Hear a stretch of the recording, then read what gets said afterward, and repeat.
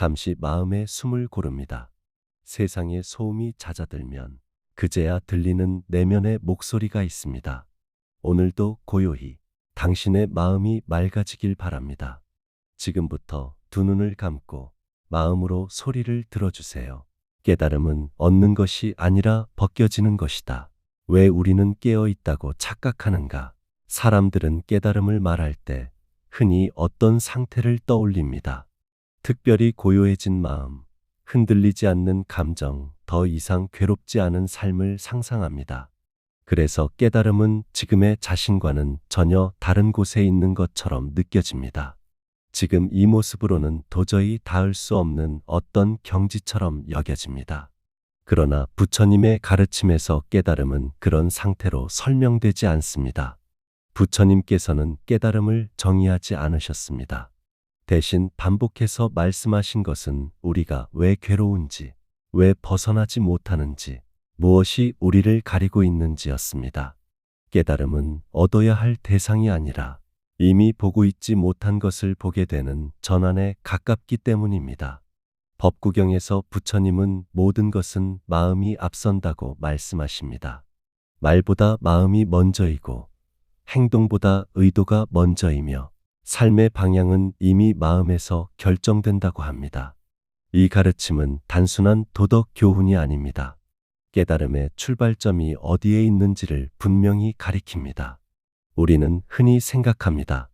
내가 아는 것이 많아지면, 더 똑똑해지면, 더 옳은 판단을 하게 되면 깨달음에 가까워질 것이라고 말입니다. 하지만 부처님의 가르침에서 문제는 지식의 부족이 아닙니다. 문제는 보지 못함입니다. 더 정확히 말하면 보고 있다고 착각하는 상태입니다. 사람은 자신이 모른다는 사실보다 이미 알고 있다고 믿는 상태에서 더 깊이 묶입니다. 괴로운 이유를 안다고 생각하고, 성격을 안다고 생각하고, 인생이 이런 것이라고 결론 내리는 순간, 마음은 더 이상 보지 않습니다. 부처님은 이것을 무명이라고 부르셨습니다.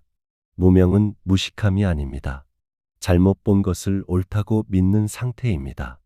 그래서 깨달음의 첫걸음은 무엇을 새로 배우는 것이 아니라 내가 무엇을 모르고 있는지를 인정하는 데서 시작됩니다. 지금까지 당연하다고 여겨온 생각, 익숙해서 의심하지 않았던 감정의 흐름, 늘 이렇게 살아왔다는 이유로 붙잡고 있던 판단을 잠시 내려놓는 것입니다. 자바함경에서 반복해서 등장하는 가르침은 괴로움과 집착의 관계입니다. 괴로움은 외부에서 갑자기 생겨나는 것이 아니라 집착에서 비롯된다고 말합니다. 그런데 여기서 중요한 점은 집착 자체보다도 집착을 집착으로 보지 못하는 상태입니다. 우리는 집착을 신념이라고 부르고 책임감이라고 부르고 나다운 것이라고 부르며 살아갑니다.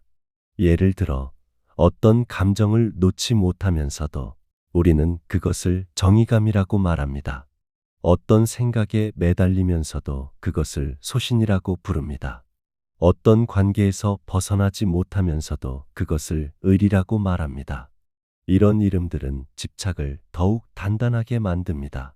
괴로움은 여기서 깊어집니다. 부처님은 당장 놓으라고 하지 않습니다. 끊으라고도 하지 않습니다.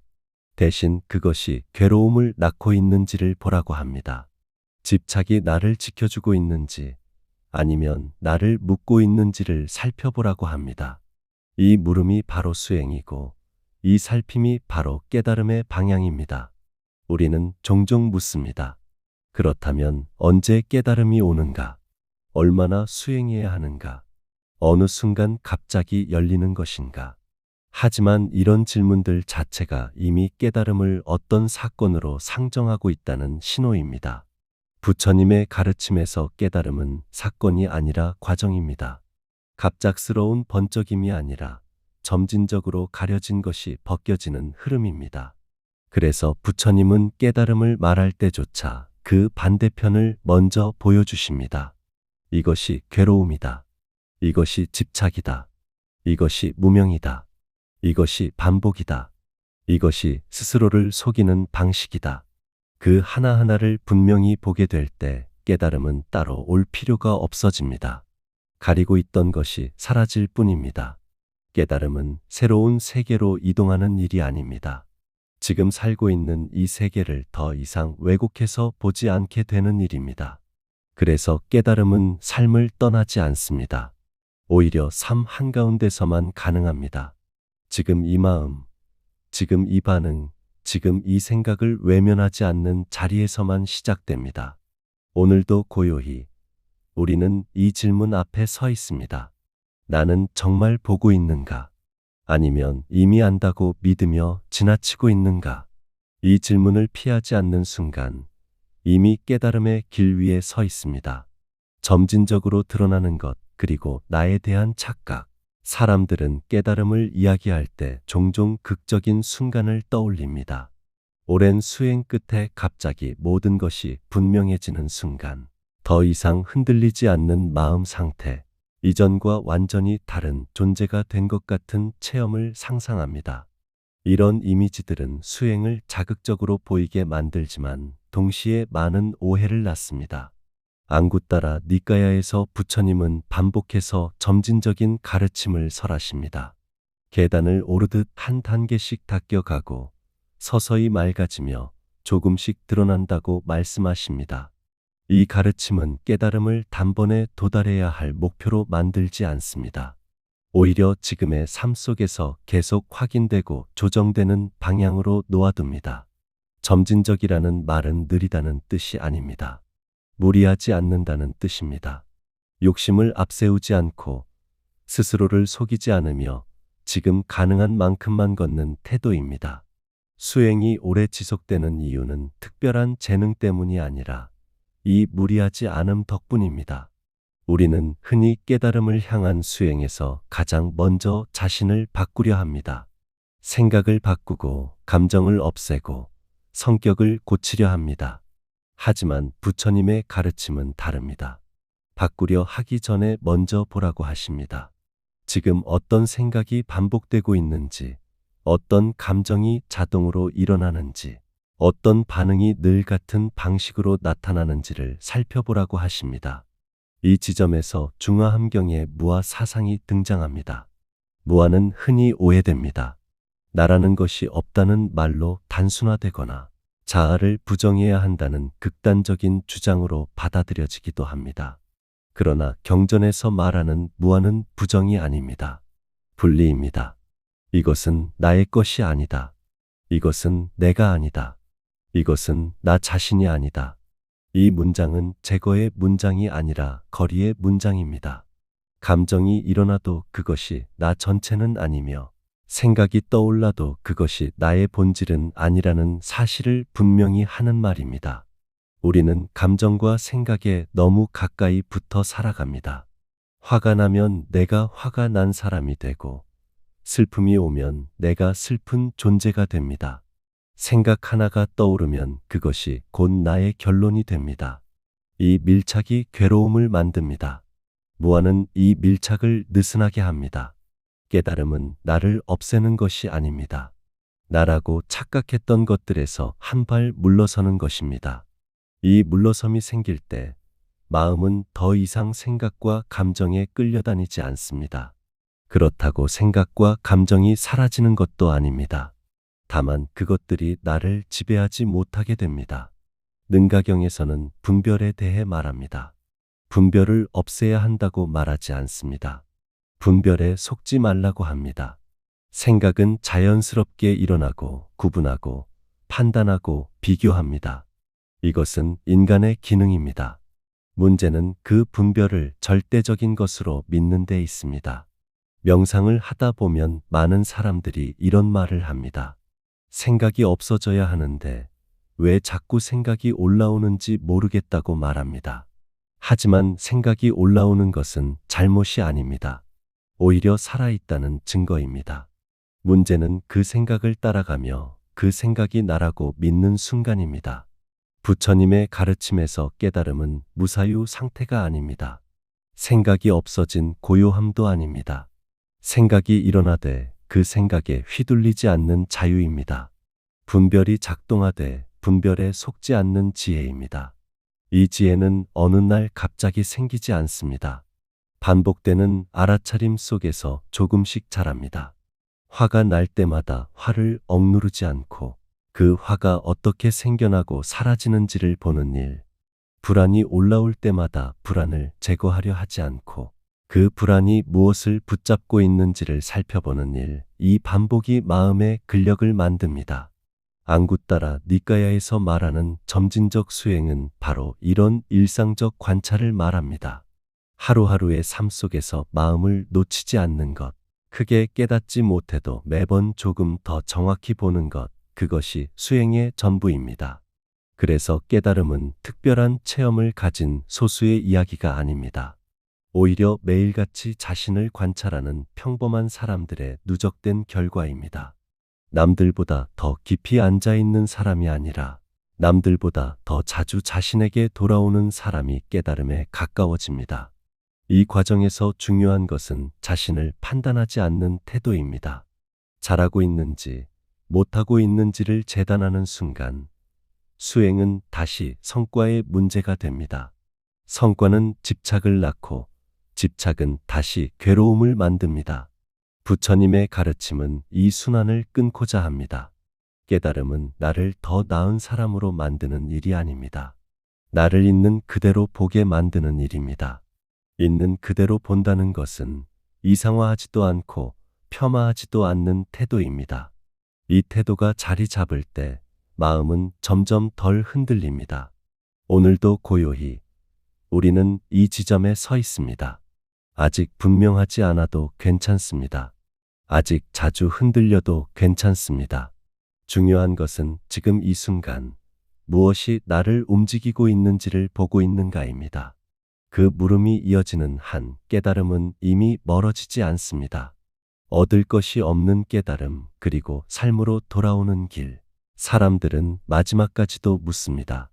그렇다면 깨달음이란 결국 무엇입니까?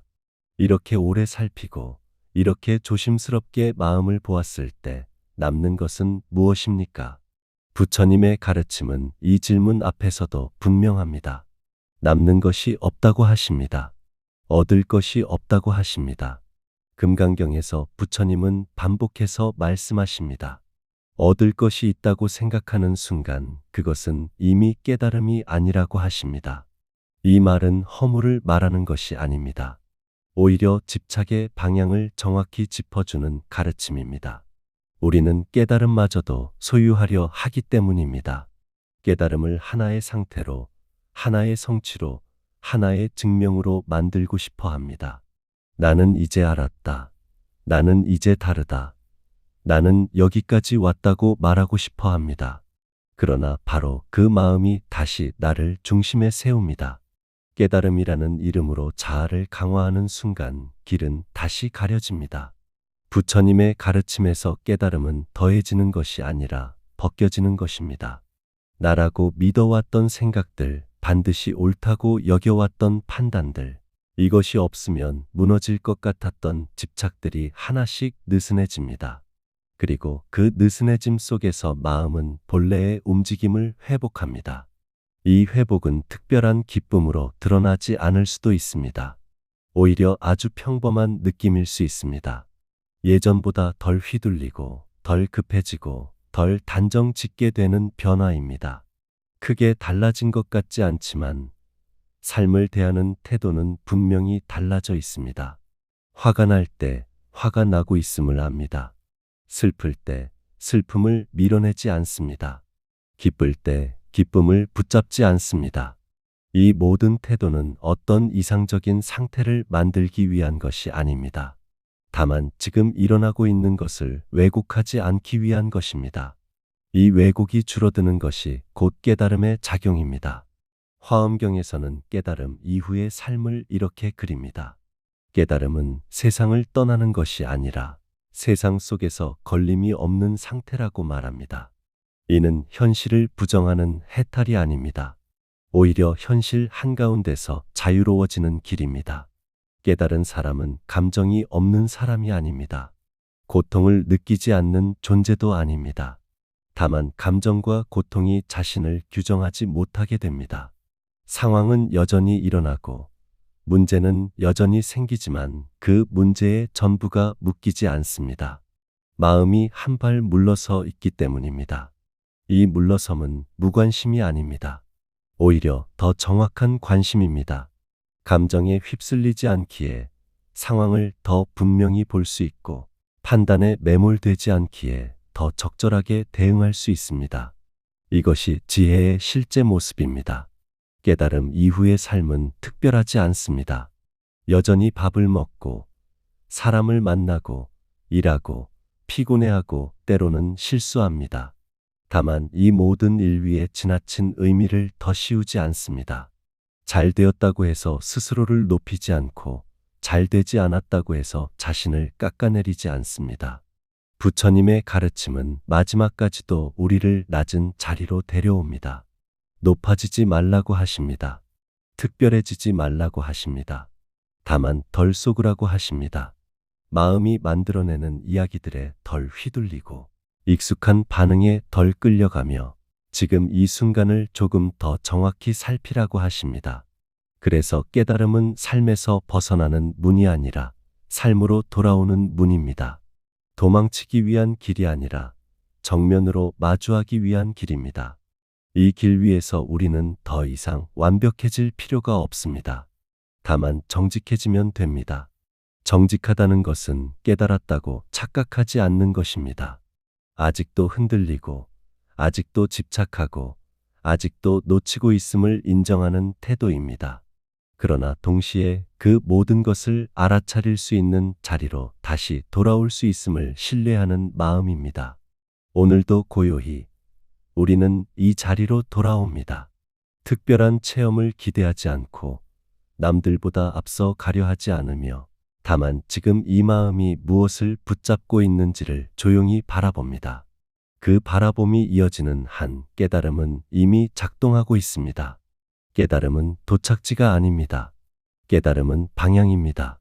계속해서 덜 속는 쪽으로, 계속해서 덜 집착하는 쪽으로, 계속해서 덜 왜곡하는 쪽으로 향하는 방향입니다. 이 방향을 잃지 않는 것이 수행이고 이 방향 위에 서 있는 것이 곧 깨달음입니다. 우리는 이미 여러 번 이 길을 지나왔습니다. 수없이 놓쳤고 수없이 돌아왔습니다. 그러나 그 모든 돌아옴이 헛되지 않았음을 이제는 압니다. 돌아올 수 있었다는 사실 자체가 길이 사라지지 않았다는 증거이기 때문입니다. 깨달음은 멀리 있지 않습니다. 깨달음은 미래에 있지 않습니다. 깨달음은 지금 이 마음이 스스로를 속이지 않는 바로 그 순간입니다. 그리고 그 순간은 언제나 다시 주어집니다. 오늘도 그리고 지금 이 순간에도 말입니다. 깨달음은 얻는 것이 아니라 벗겨지는 것이다. 왜 우리는 깨어 있다고 착각하는가? 사람들은 깨달음을 말할 때 흔히 어떤 상태를 떠올립니다. 특별히 고요해진 마음, 흔들리지 않는 감정, 더 이상 괴롭지 않은 삶을 상상합니다. 그래서 깨달음은 지금의 자신과는 전혀 다른 곳에 있는 것처럼 느껴집니다. 지금 이 모습으로는 도저히 닿을 수 없는 어떤 경지처럼 여겨집니다. 그러나 부처님의 가르침에서 깨달음은 그런 상태로 설명되지 않습니다. 부처님께서는 깨달음을 정의하지 않으셨습니다. 대신 반복해서 말씀하신 것은 우리가 왜 괴로운지, 왜 벗어나지 못하는지, 무엇이 우리를 가리고 있는지였습니다. 깨달음은 얻어야 할 대상이 아니라 이미 보고 있지 못한 것을 보게 되는 전환에 가깝기 때문입니다. 법구경에서 부처님은 모든 것은 마음이 앞선다고 말씀하십니다. 말보다 마음이 먼저이고 행동보다 의도가 먼저이며 삶의 방향은 이미 마음에서 결정된다고 합니다. 이 가르침은 단순한 도덕 교훈이 아닙니다. 깨달음의 출발점이 어디에 있는지를 분명히 가리킵니다. 우리는 흔히 생각합니다. 내가 아는 것이 많아지면, 더 똑똑해지면, 더 옳은 판단을 하게 되면 깨달음에 가까워질 것이라고 말입니다. 하지만 부처님의 가르침에서 문제는 지식의 부족이 아닙니다. 문제는 보지 못함입니다. 더 정확히 말하면 보고 있다고 착각하는 상태입니다. 사람은 자신이 모른다는 사실보다 이미 알고 있다고 믿는 상태에서 더 깊이 묶입니다. 괴로운 이유를 안다고 생각하고, 성격을 안다고 생각하고, 인생이 이런 것이라고 결론 내리는 순간, 마음은 더 이상 보지 않습니다. 부처님은 이것을 무명이라고 부르셨습니다. 무명은 무식함이 아닙니다. 잘못 본 것을 옳다고 믿는 상태입니다. 그래서 깨달음의 첫걸음은 무엇을 새로 배우는 것이 아니라 내가 무엇을 모르고 있는지를 인정하는 데서 시작됩니다. 지금까지 당연하다고 여겨온 생각, 익숙해서 의심하지 않았던 감정의 흐름, 늘 이렇게 살아왔다는 이유로 붙잡고 있던 판단을 잠시 내려놓는 것입니다. 자바함경에서 반복해서 등장하는 가르침은 괴로움과 집착의 관계입니다. 괴로움은 외부에서 갑자기 생겨나는 것이 아니라 집착에서 비롯된다고 말합니다. 그런데 여기서 중요한 점은 집착 자체보다도 집착을 집착으로 보지 못하는 상태입니다. 우리는 집착을 신념이라고 부르고 책임감이라고 부르고 나다운 것이라고 부르며 살아갑니다. 예를 들어 어떤 감정을 놓지 못하면서도 우리는 그것을 정의감이라고 말합니다. 어떤 생각에 매달리면서도 그것을 소신이라고 부릅니다. 어떤 관계에서 벗어나지 못하면서도 그것을 의리라고 말합니다. 이런 이름들은 집착을 더욱 단단하게 만듭니다. 괴로움은 여기서 깊어집니다. 부처님은 당장 놓으라고 하지 않습니다. 끊으라고도 하지 않습니다. 대신 그것이 괴로움을 낳고 있는지를 보라고 합니다. 집착이 나를 지켜주고 있는지 아니면 나를 묶고 있는지를 살펴보라고 합니다. 이 물음이 바로 수행이고 이 살핌이 바로 깨달음의 방향입니다. 우리는 종종 묻습니다. 그렇다면 언제 깨달음이 오는가? 얼마나 수행해야 하는가? 어느 순간 갑자기 열리는 것인가? 하지만 이런 질문들 자체가 이미 깨달음을 어떤 사건으로 상정하고 있다는 신호입니다. 부처님의 가르침에서 깨달음은 사건이 아니라 과정입니다. 갑작스러운 번쩍임이 아니라 점진적으로 가려진 것이 벗겨지는 흐름입니다. 그래서 부처님은 깨달음을 말할 때조차 그 반대편을 먼저 보여주십니다. 이것이 괴로움이다. 이것이 집착이다. 이것이 무명이다. 이것이 반복이다. 이것이 스스로를 속이는 방식이다. 그 하나하나를 분명히 보게 될 때 깨달음은 따로 올 필요가 없어집니다. 가리고 있던 것이 사라질 뿐입니다. 깨달음은 새로운 세계로 이동하는 일이 아닙니다. 지금 살고 있는 이 세계를 더 이상 왜곡해서 보지 않게 되는 일입니다. 그래서 깨달음은 삶을 떠나지 않습니다. 오히려 삶 한가운데서만 가능합니다. 지금 이 마음, 지금 이 반응, 지금 이 생각을 외면하지 않는 자리에서만 시작됩니다. 오늘도 고요히 우리는 이 질문 앞에 서 있습니다. 나는 정말 보고 있는가? 아니면 이미 안다고 믿으며 지나치고 있는가? 이 질문을 피하지 않는 순간 이미 깨달음의 길 위에 서 있습니다. 점진적으로 드러나는 것, 그리고 나에 대한 착각. 사람들은 깨달음을 이야기할 때 종종 극적인 순간을 떠올립니다. 오랜 수행 끝에 갑자기 모든 것이 분명해지는 순간, 더 이상 흔들리지 않는 마음 상태, 이전과 완전히 다른 존재가 된 것 같은 체험을 상상합니다. 이런 이미지들은 수행을 자극적으로 보이게 만들지만 동시에 많은 오해를 낳습니다. 앙구따라 니까야에서 부처님은 반복해서 점진적인 가르침을 설하십니다. 계단을 오르듯 한 단계씩 닦여가고 서서히 맑아지며 조금씩 드러난다고 말씀하십니다. 이 가르침은 깨달음을 단번에 도달해야 할 목표로 만들지 않습니다.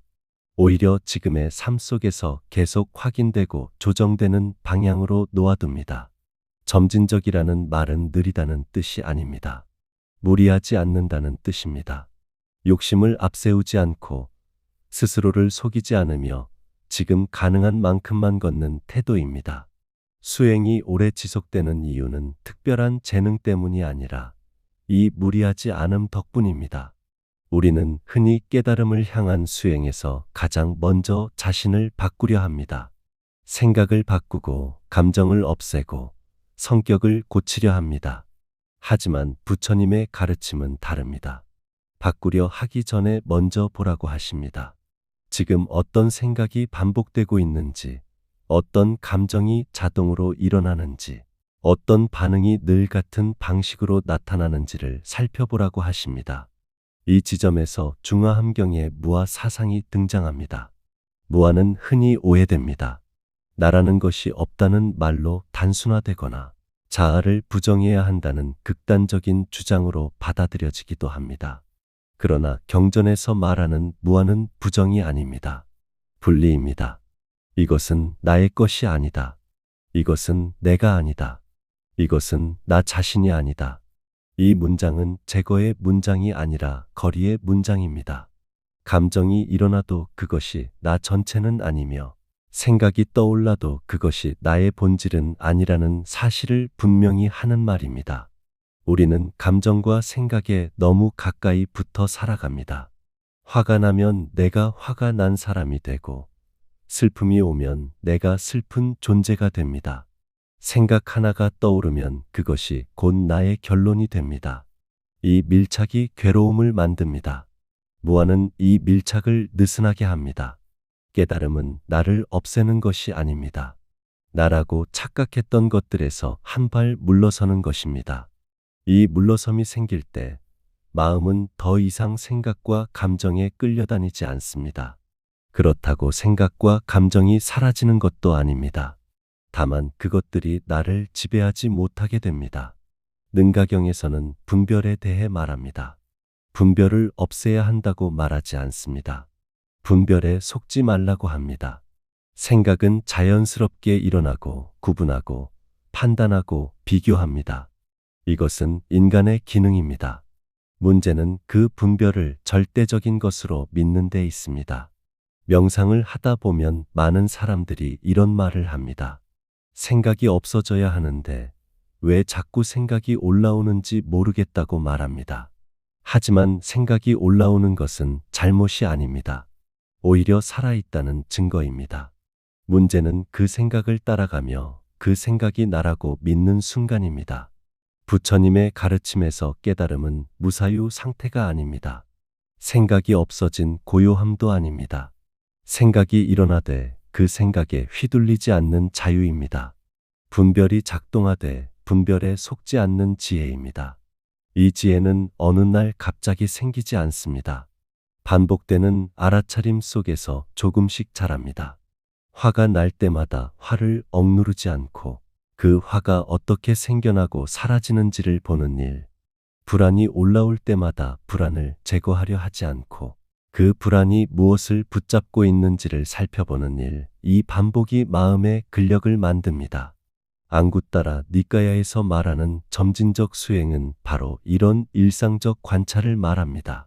하루하루의 삶 속에서 마음을 놓치지 않는 것, 크게 깨닫지 못해도 매번 조금 더 정확히 보는 것, 그것이 수행의 전부입니다. 그래서 깨달음은 특별한 체험을 가진 소수의 이야기가 아닙니다. 오히려 매일같이 자신을 관찰하는 평범한 사람들의 누적된 결과입니다. 남들보다 더 깊이 앉아있는 사람이 아니라 남들보다 더 자주 자신에게 돌아오는 사람이 깨달음에 가까워집니다. 이 과정에서 중요한 것은 자신을 판단하지 않는 태도입니다. 잘하고 있는지 못하고 있는지를 재단하는 순간 수행은 다시 성과의 문제가 됩니다. 성과는 집착을 낳고 집착은 다시 괴로움을 만듭니다. 부처님의 가르침은 이 순환을 끊고자 합니다. 깨달음은 나를 더 나은 사람으로 만드는 일이 아닙니다. 나를 있는 그대로 보게 만드는 일입니다. 있는 그대로 본다는 것은 이상화하지도 않고 폄하하지도 않는 태도입니다. 이 태도가 자리 잡을 때 마음은 점점 덜 흔들립니다. 오늘도 고요히 우리는 이 지점에 서 있습니다. 아직 분명하지 않아도 괜찮습니다. 아직 자주 흔들려도 괜찮습니다. 중요한 것은 지금 이 순간 무엇이 나를 움직이고 있는지를 보고 있는가입니다. 그 물음이 이어지는 한 깨달음은 이미 멀어지지 않습니다. 얻을 것이 없는 깨달음, 그리고 삶으로 돌아오는 길. 사람들은 마지막까지도 묻습니다. 그렇다면 깨달음이란 결국 무엇입니까? 이렇게 오래 살피고 이렇게 조심스럽게 마음을 보았을 때 남는 것은 무엇입니까? 부처님의 가르침은 이 질문 앞에서도 분명합니다. 남는 것이 없다고 하십니다. 얻을 것이 없다고 하십니다. 금강경에서 부처님은 반복해서 말씀하십니다. 얻을 것이 있다고 생각하는 순간 그것은 이미 깨달음이 아니라고 하십니다. 이 말은 허물을 말하는 것이 아닙니다. 오히려 집착의 방향을 정확히 짚어주는 가르침입니다. 우리는 깨달음마저도 소유하려 하기 때문입니다. 깨달음을 하나의 상태로, 하나의 성취로, 하나의 증명으로 만들고 싶어 합니다. 나는 이제 알았다. 나는 이제 다르다. 나는 여기까지 왔다고 말하고 싶어 합니다. 그러나 바로 그 마음이 다시 나를 중심에 세웁니다. 깨달음이라는 이름으로 자아를 강화하는 순간 길은 다시 가려집니다. 부처님의 가르침에서 깨달음은 더해지는 것이 아니라 벗겨지는 것입니다. 나라고 믿어왔던 생각들, 반드시 옳다고 여겨왔던 판단들, 이것이 없으면 무너질 것 같았던 집착들이 하나씩 느슨해집니다. 그리고 그 느슨해짐 속에서 마음은 본래의 움직임을 회복합니다. 이 회복은 특별한 기쁨으로 드러나지 않을 수도 있습니다. 오히려 아주 평범한 느낌일 수 있습니다. 예전보다 덜 휘둘리고, 덜 급해지고, 덜 단정 짓게 되는 변화입니다. 크게 달라진 것 같지 않지만 삶을 대하는 태도는 분명히 달라져 있습니다. 화가 날 때 화가 나고 있음을 압니다. 슬플 때 슬픔을 밀어내지 않습니다. 기쁠 때 기쁨을 붙잡지 않습니다. 이 모든 태도는 어떤 이상적인 상태를 만들기 위한 것이 아닙니다. 다만 지금 일어나고 있는 것을 왜곡하지 않기 위한 것입니다. 이 왜곡이 줄어드는 것이 곧 깨달음의 작용입니다. 화엄경에서는 깨달음 이후의 삶을 이렇게 그립니다. 깨달음은 세상을 떠나는 것이 아니라 세상 속에서 걸림이 없는 상태라고 말합니다. 이는 현실을 부정하는 해탈이 아닙니다.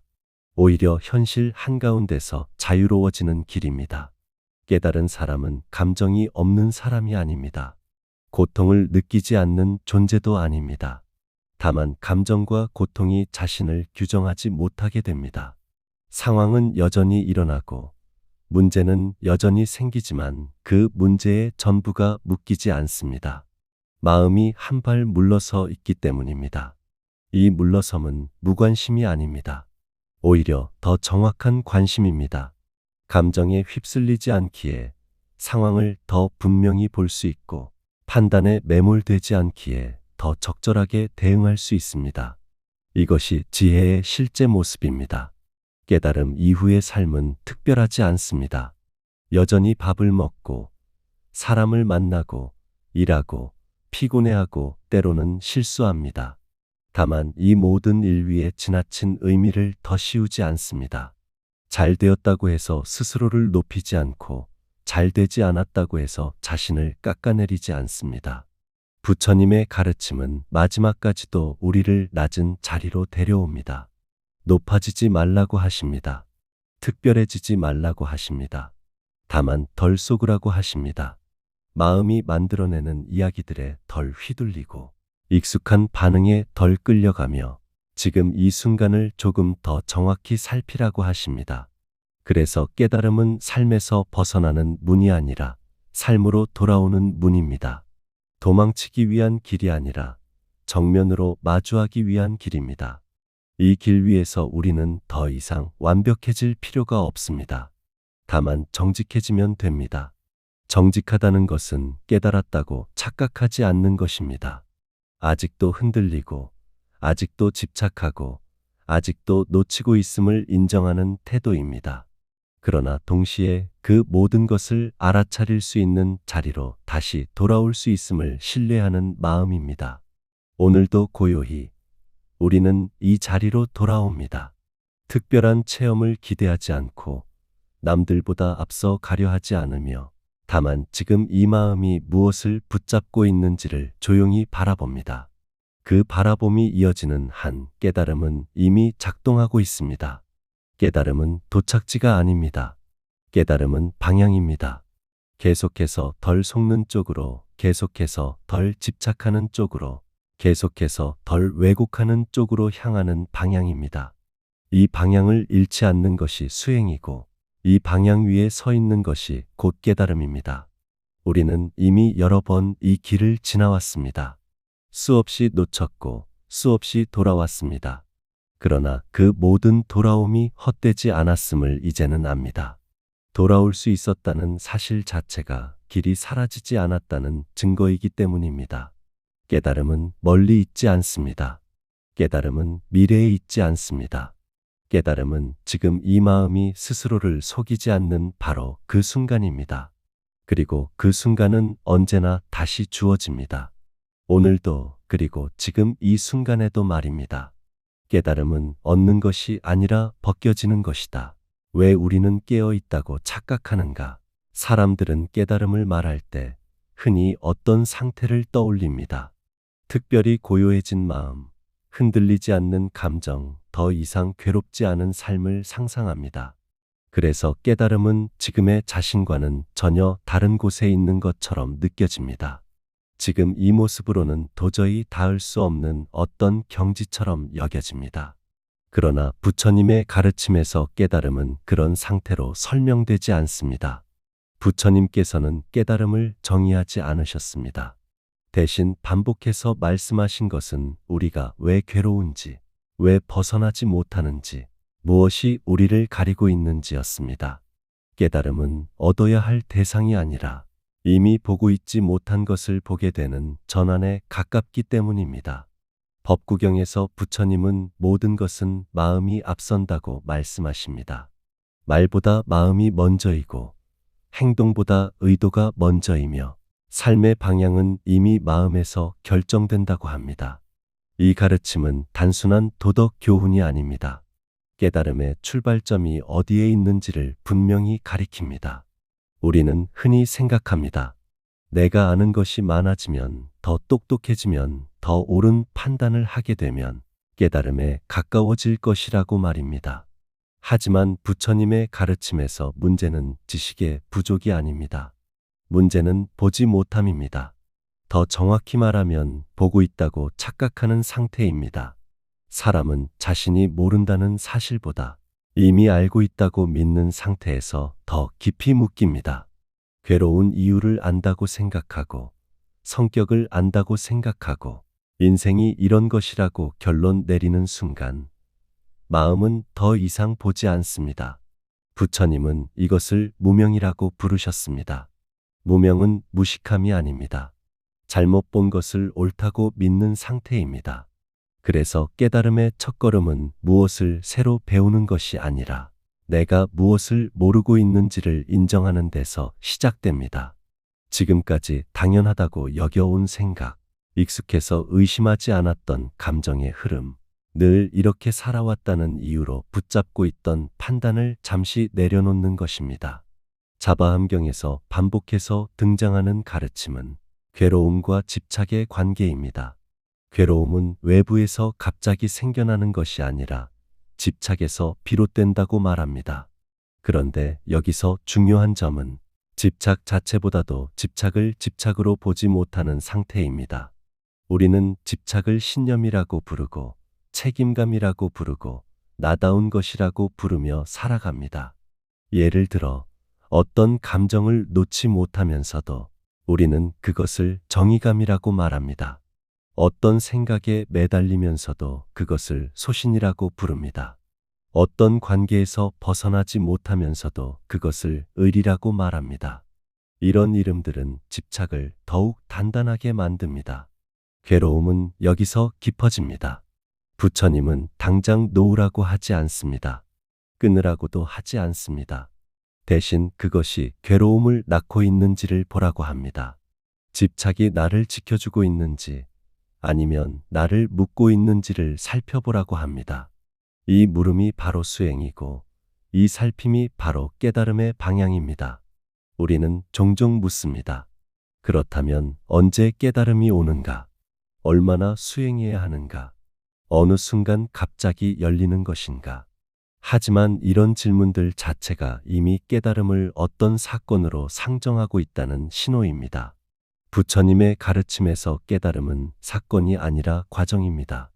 갑작스러운 번쩍임이 아니라 점진적으로 가려진 것이 벗겨지는 흐름입니다. 그래서 부처님은 깨달음을 말할 때조차 그 반대편을 먼저 보여주십니다. 이것이 괴로움이다. 이것이 집착이다. 이것이 무명이다. 이것이 반복이다. 이것이 스스로를 속이는 방식이다.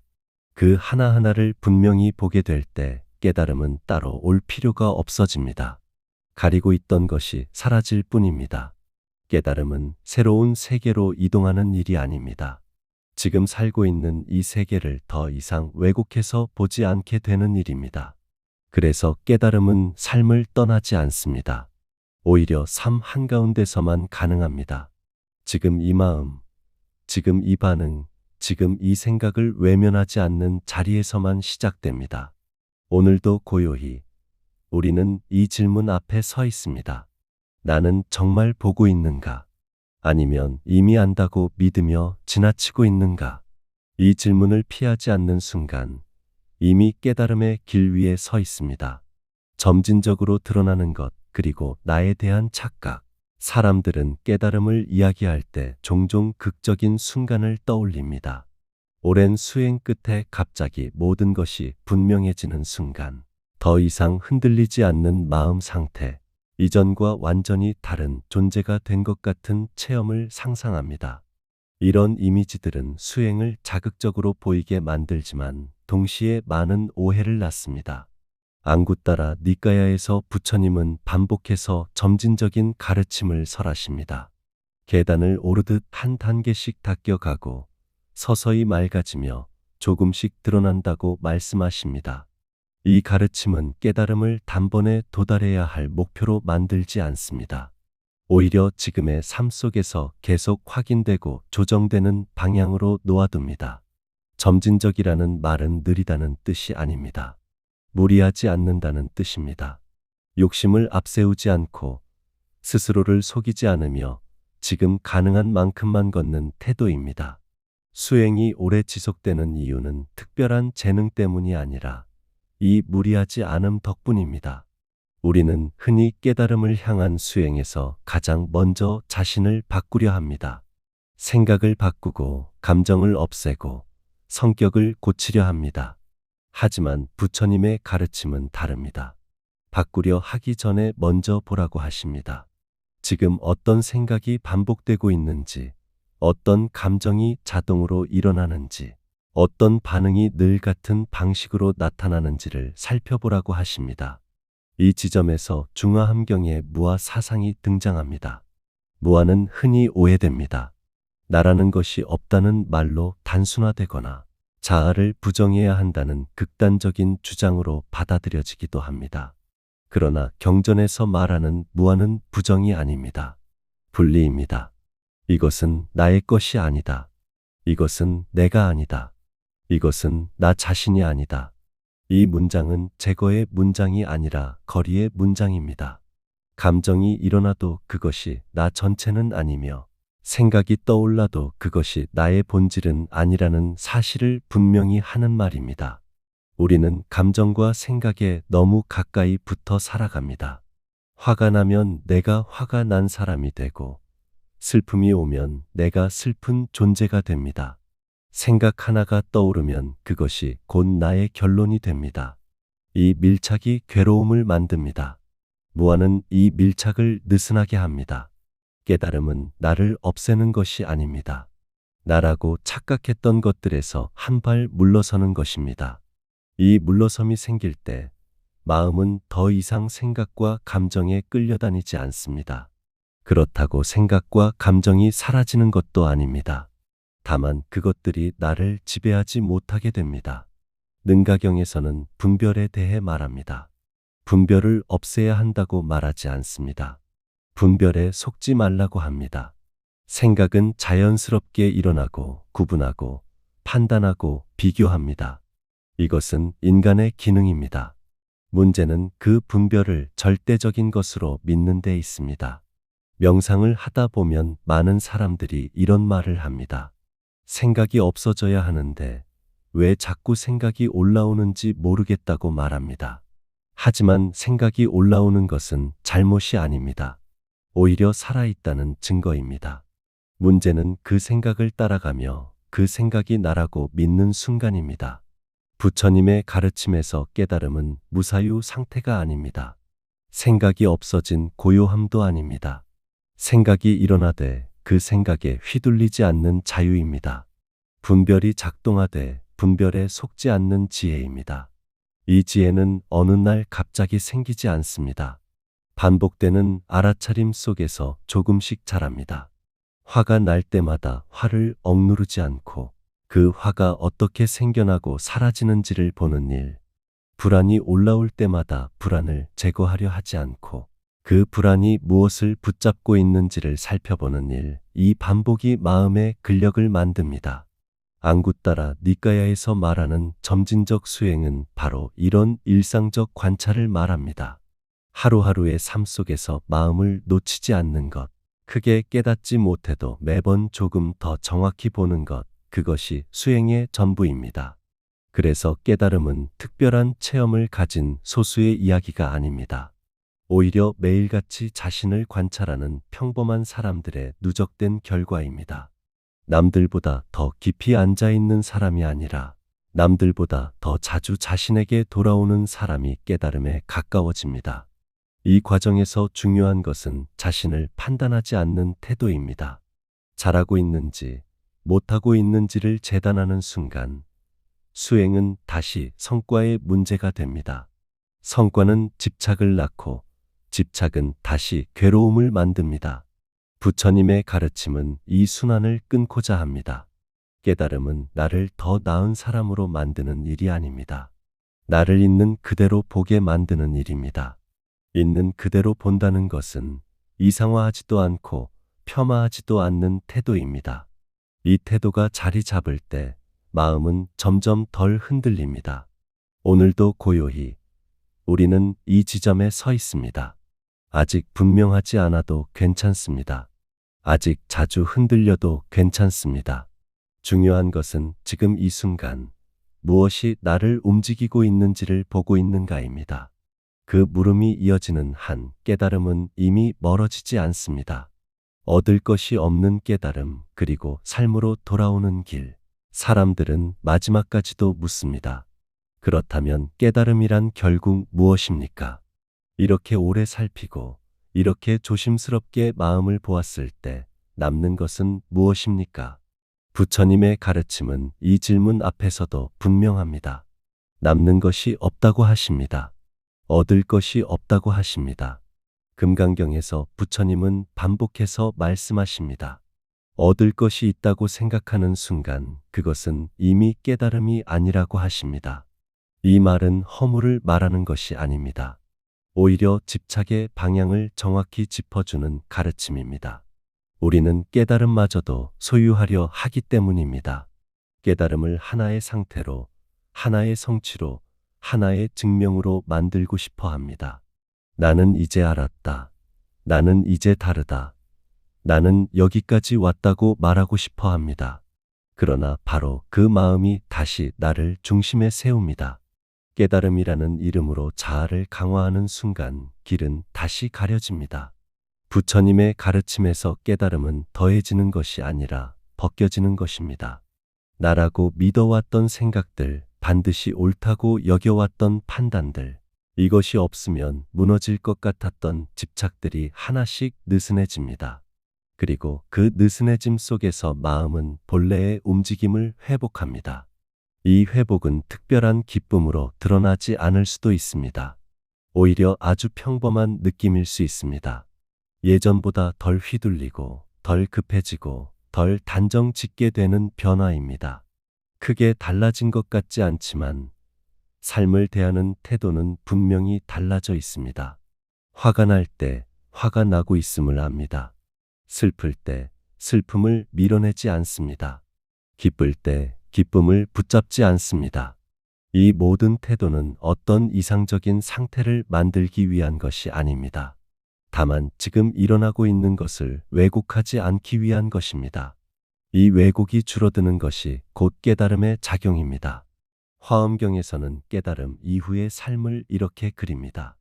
깨달음은 세상을 떠나는 것이 아니라 세상 속에서 걸림이 없는 상태라고 말합니다. 이는 현실을 부정하는 해탈이 아닙니다.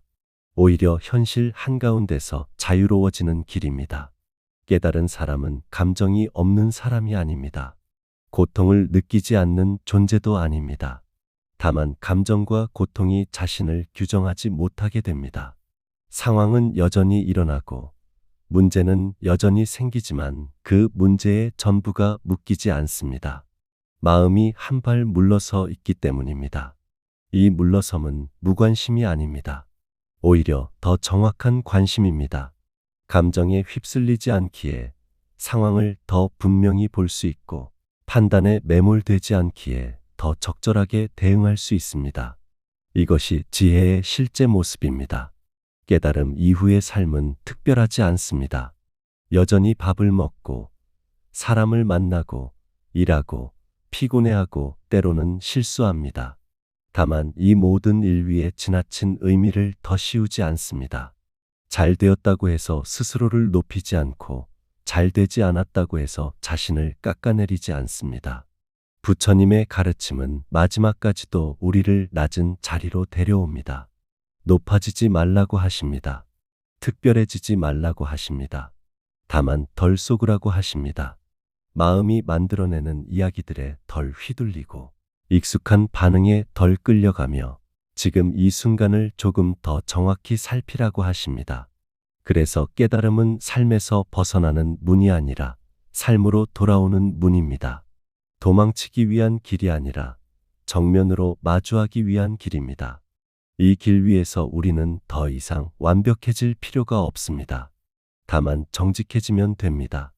정직하다는 것은 깨달았다고 착각하지 않는 것입니다. 아직도 흔들리고, 아직도 집착하고, 아직도 놓치고 있음을 인정하는 태도입니다. 그러나 동시에 그 모든 것을 알아차릴 수 있는 자리로 다시 돌아올 수 있음을 신뢰하는 마음입니다. 오늘도 고요히 우리는 이 자리로 돌아옵니다.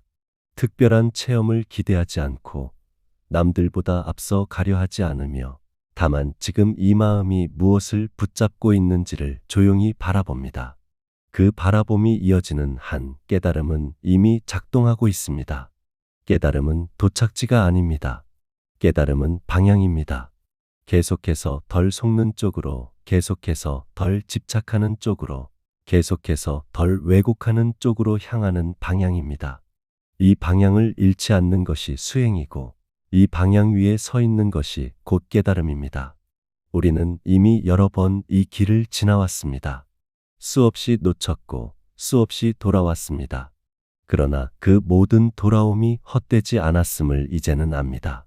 돌아올 수 있었다는 사실 자체가 길이 사라지지 않았다는 증거이기 때문입니다. 깨달음은 멀리 있지 않습니다. 깨달음은 미래에 있지 않습니다. 깨달음은 지금 이 마음이 스스로를 속이지 않는 바로 그 순간입니다. 그리고 그 순간은 언제나 다시 주어집니다. 오늘도 그리고 지금 이 순간에도 말입니다. 깨달음은 얻는 것이 아니라 벗겨지는 것이다. 왜 우리는 깨어 있다고 착각하는가? 사람들은 깨달음을 말할 때 흔히 어떤 상태를 떠올립니다. 특별히 고요해진 마음, 흔들리지 않는 감정, 더 이상 괴롭지 않은 삶을 상상합니다. 그래서 깨달음은 지금의 자신과는 전혀 다른 곳에 있는 것처럼 느껴집니다. 지금 이 모습으로는 도저히 닿을 수 없는 어떤 경지처럼 여겨집니다. 그러나 부처님의 가르침에서 깨달음은 그런 상태로 설명되지 않습니다. 부처님께서는 깨달음을 정의하지 않으셨습니다. 대신 반복해서 말씀하신 것은 우리가 왜 괴로운지, 왜 벗어나지 못하는지, 무엇이 우리를 가리고 있는지였습니다. 깨달음은 얻어야 할 대상이 아니라 이미 보고 있지 못한 것을 보게 되는 전환에 가깝기 때문입니다. 법구경에서 부처님은 모든 것은 마음이 앞선다고 말씀하십니다. 말보다 마음이 먼저이고 행동보다 의도가 먼저이며 삶의 방향은 이미 마음에서 결정된다고 합니다. 이 가르침은 단순한 도덕 교훈이 아닙니다. 깨달음의 출발점이 어디에 있는지를 분명히 가리킵니다. 우리는 흔히 생각합니다. 내가 아는 것이 많아지면, 더 똑똑해지면, 더 옳은 판단을 하게 되면 깨달음에 가까워질 것이라고 말입니다. 하지만 부처님의 가르침에서 문제는 지식의 부족이 아닙니다. 문제는 보지 못함입니다. 더 정확히 말하면 보고 있다고 착각하는 상태입니다. 사람은 자신이 모른다는 사실보다 이미 알고 있다고 믿는 상태에서 더 깊이 묶입니다. 괴로운 이유를 안다고 생각하고, 성격을 안다고 생각하고, 인생이 이런 것이라고 결론 내리는 순간, 마음은 더 이상 보지 않습니다. 부처님은 이것을 무명이라고 부르셨습니다. 무명은 무식함이 아닙니다. 잘못 본 것을 옳다고 믿는 상태입니다. 그래서 깨달음의 첫걸음은 무엇을 새로 배우는 것이 아니라 내가 무엇을 모르고 있는지를 인정하는 데서 시작됩니다. 지금까지 당연하다고 여겨온 생각, 익숙해서 의심하지 않았던 감정의 흐름, 늘 이렇게 살아왔다는 이유로 붙잡고 있던 판단을 잠시 내려놓는 것입니다. 자바함경에서 반복해서 등장하는 가르침은 괴로움과 집착의 관계입니다. 괴로움은 외부에서 갑자기 생겨나는 것이 아니라 집착에서 비롯된다고 말합니다. 그런데 여기서 중요한 점은 집착 자체보다도 집착을 집착으로 보지 못하는 상태입니다. 우리는 집착을 신념이라고 부르고 책임감이라고 부르고 나다운 것이라고 부르며 살아갑니다. 예를 들어 어떤 감정을 놓지 못하면서도 우리는 그것을 정의감이라고 말합니다. 어떤 생각에 매달리면서도 그것을 소신이라고 부릅니다. 어떤 관계에서 벗어나지 못하면서도 그것을 의리라고 말합니다. 이런 이름들은 집착을 더욱 단단하게 만듭니다. 괴로움은 여기서 깊어집니다. 부처님은 당장 놓으라고 하지 않습니다. 끊으라고도 하지 않습니다. 대신 그것이 괴로움을 낳고 있는지를 보라고 합니다. 집착이 나를 지켜주고 있는지 아니면 나를 묶고 있는지를 살펴보라고 합니다. 이 물음이 바로 수행이고 이 살핌이 바로 깨달음의 방향입니다. 우리는 종종 묻습니다. 그렇다면 언제 깨달음이 오는가? 얼마나 수행해야 하는가? 어느 순간 갑자기 열리는 것인가? 하지만 이런 질문들 자체가 이미 깨달음을 어떤 사건으로 상정하고 있다는 신호입니다. 부처님의 가르침에서 깨달음은 사건이 아니라 과정입니다. 갑작스러운 번쩍임이 아니라 점진적으로 가려진 것이 벗겨지는 흐름입니다. 그래서 부처님은 깨달음을 말할 때조차 그 반대편을 먼저 보여주십니다. 이것이 괴로움이다. 이것이 집착이다. 이것이 무명이다. 이것이 반복이다. 이것이 스스로를 속이는 방식이다. 그 하나하나를 분명히 보게 될 때 깨달음은 따로 올 필요가 없어집니다. 가리고 있던 것이 사라질 뿐입니다. 깨달음은 새로운 세계로 이동하는 일이 아닙니다. 지금 살고 있는 이 세계를 더 이상 왜곡해서 보지 않게 되는 일입니다. 그래서 깨달음은 삶을 떠나지 않습니다. 오히려 삶 한가운데서만 가능합니다. 지금 이 마음, 지금 이 반응, 지금 이 생각을 외면하지 않는 자리에서만 시작됩니다.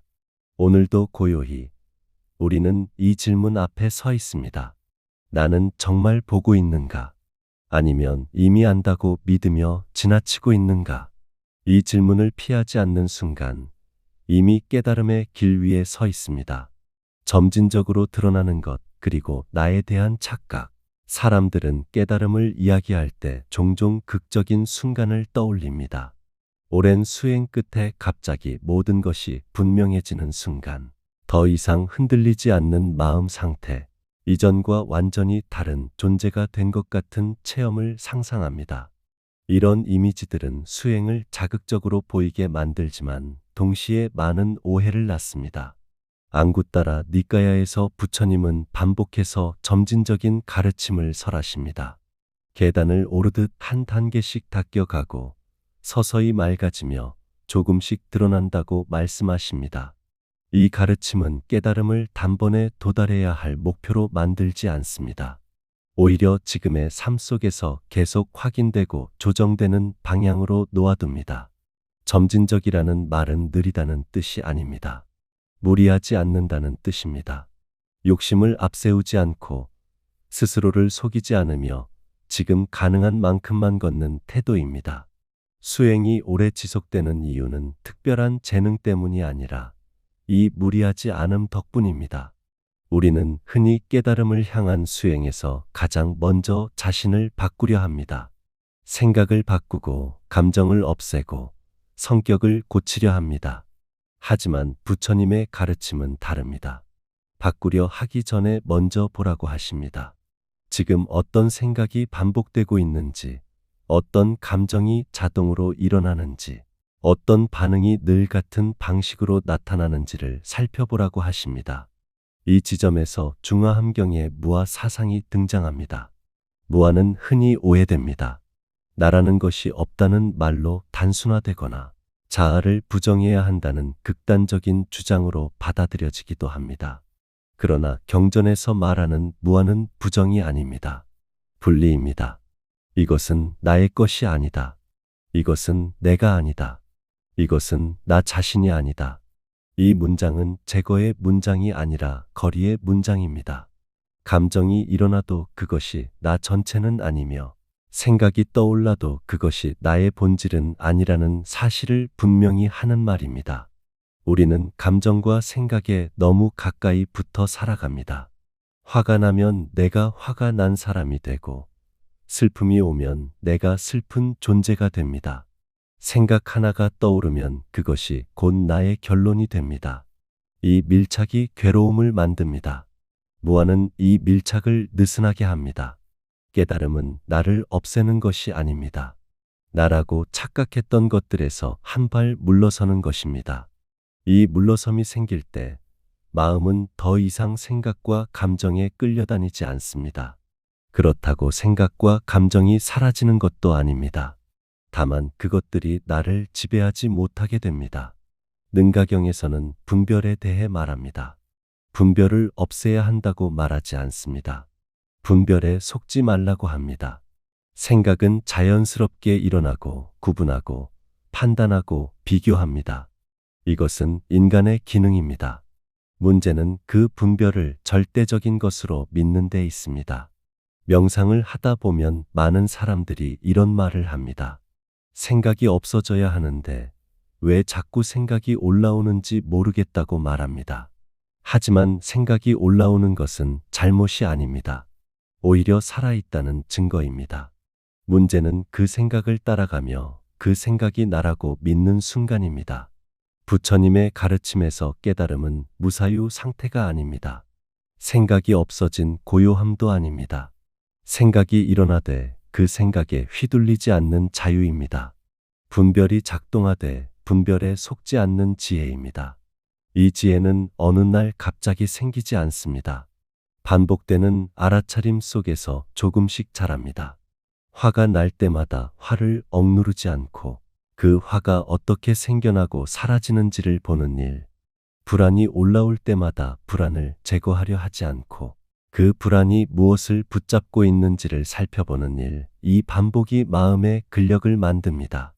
안구 따라 니까야에서 말하는 점진적 수행은 바로 이런 일상적 관찰을 말합니다.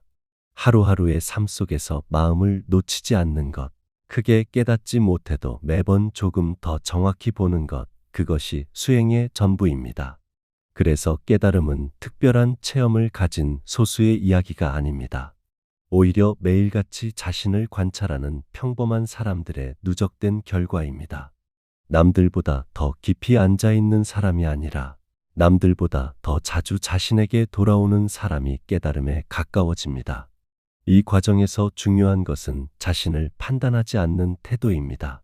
잘하고 있는지 못하고 있는지를 재단하는 순간 수행은 다시 성과의 문제가 됩니다. 성과는 집착을 낳고 집착은 다시 괴로움을 만듭니다. 부처님의 가르침은 이 순환을 끊고자 합니다. 깨달음은 나를 더 나은 사람으로 만드는 일이 아닙니다. 나를 있는 그대로 보게 만드는 일입니다. 있는 그대로 본다는 것은 이상화하지도 않고 폄하하지도 않는 태도입니다.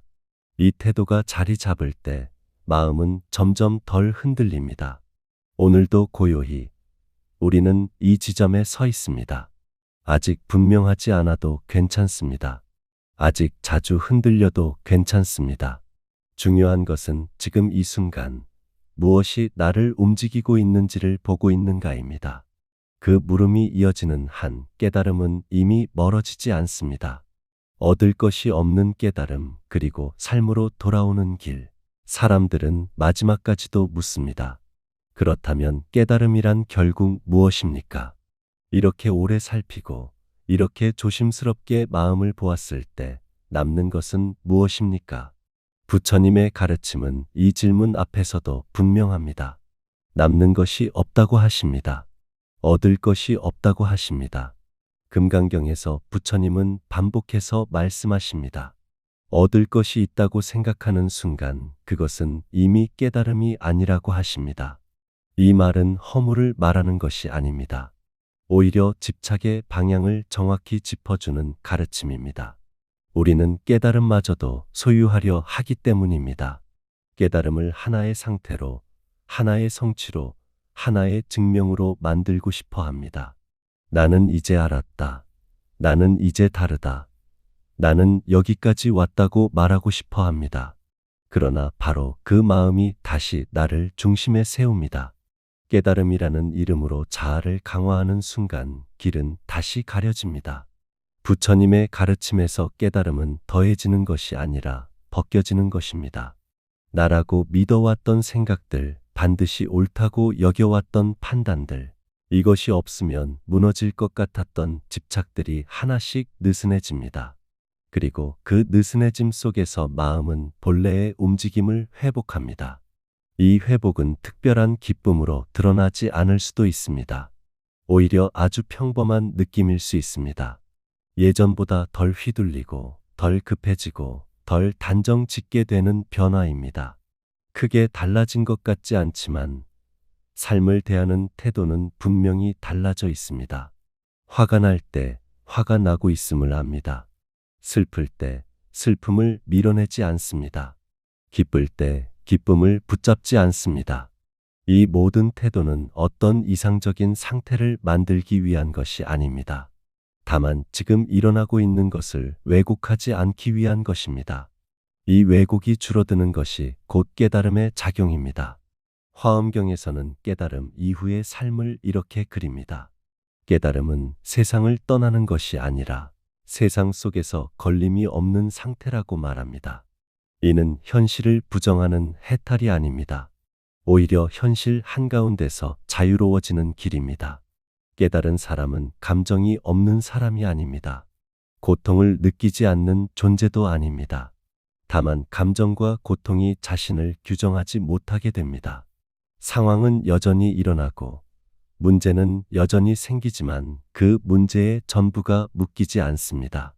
마음이 한 발 물러서 있기 때문입니다. 이 물러섬은 무관심이 아닙니다. 오히려 더 정확한 관심입니다. 감정에 휩쓸리지 않기에 상황을 더 분명히 볼 수 있고 판단에 매몰되지 않기에 더 적절하게 대응할 수 있습니다. 이것이 지혜의 실제 모습입니다. 깨달음 이후의 삶은 특별하지 않습니다. 여전히 밥을 먹고 사람을 만나고 일하고 피곤해하고 때로는 실수합니다. 다만 이 모든 일 위에 지나친 의미를 더 씌우지 않습니다. 잘 되었다고 해서 스스로를 높이지 않고 잘 되지 않았다고 해서 자신을 깎아내리지 않습니다. 부처님의 가르침은 마지막까지도 우리를 낮은 자리로 데려옵니다. 높아지지 말라고 하십니다. 특별해지지 말라고 하십니다. 다만 덜 속으라고 하십니다. 마음이 만들어내는 이야기들에 덜 휘둘리고 익숙한 반응에 덜 끌려가며 지금 이 순간을 조금 더 정확히 살피라고 하십니다.